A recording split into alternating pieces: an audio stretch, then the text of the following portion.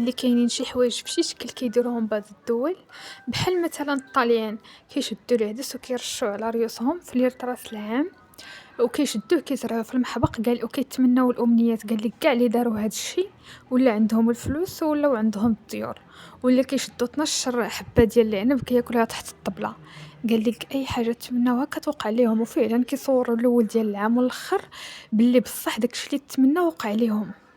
واش في خباركم كاينين شي وحدين في اليابان كيتزوجوا براسهم وتيديروا عرس لراسهم وكيلبسوا داك اللباس ديال العرس، واش هادو من نيتهم؟ أصلا في اليابان عندهم لك واحد الثقافة سميتها كروشي، الناس كيموتوا من كثرة الخدمة والضغط، تخيلوا.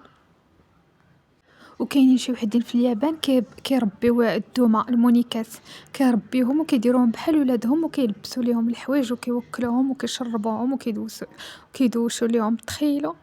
في ألمانيا وهولندا لك عندهم عادي يقولوا لك الحقيقة في وجهك ويجرحوك، واخا تجرح واخا يبقى فيك الحال ما كيهمهمش، ما كيتسوقوش، تخيلوا. راه كاينين شي حوايج فشي شكل. كاينين عاوتاني بعض الدول كيديروا شي عادات وتقاليد فشي شكل، بحال في الهند إلا ما تزوجتش البنت وصلت ل30 عام كيدفنوها حية، تخيلوا. الحمد لله اللي حنا عايشين في المغرب، الحمد لله على النعمة ديال المغرب.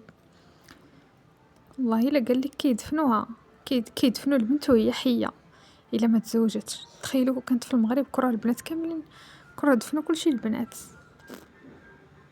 والصينيين في راس العام كيهزوا الطباصل وكيلوحوهم من الشجر ليلة راس العام، كيلوحوهم لك القدام باش يولي عندهم كلشي جديد وكلشي زوين.